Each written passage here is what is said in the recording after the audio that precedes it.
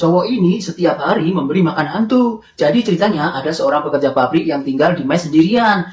Dia selalu makan dan minum di kamarnya sendirian. Dia ini sangat jorok karena tidak pernah membersihkan sisa makannya. Langsung ditinggalkan begitu saja di meja dan ditinggal tidur.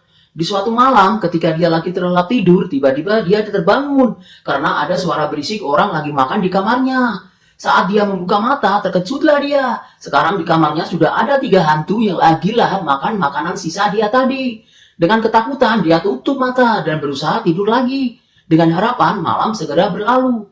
Keesokan harinya, dia mendapatkan jimat dari seorang dukun. Tapi dia malah tidak peduli dan tetap makan dan minum seperti biasa. Tapi sekarang dia mengeluarkan dulu semua makanannya dari kamar sebelum tidur. Malah dia sengaja melebihkan sisa makanannya. Sehingga hantu-hantu yang makan sisa makanannya bisa lebih senang. Apa nggak takut ya guys?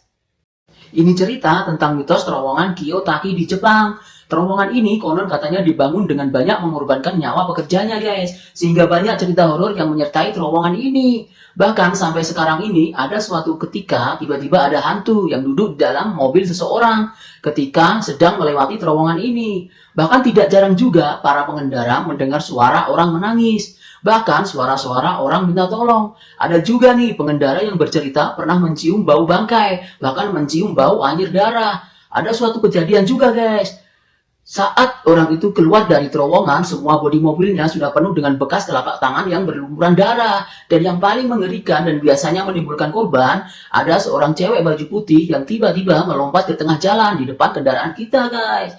Terus ada juga tuh wajah hancur yang tiba-tiba nongol di kaca spion kita. Serem dan ngagetin kan? Gimana guys, kalian mau coba lewat terowongan ini malam-malam? Ini cerita tentang urban legend Jepang guys, hantu Kuchisake Onna. Menurut legenda Jepang, konon katanya Kuchisake Onna adalah seorang istri dari samurai Jepang yang dirobek mulutnya oleh suaminya karena suatu masalah.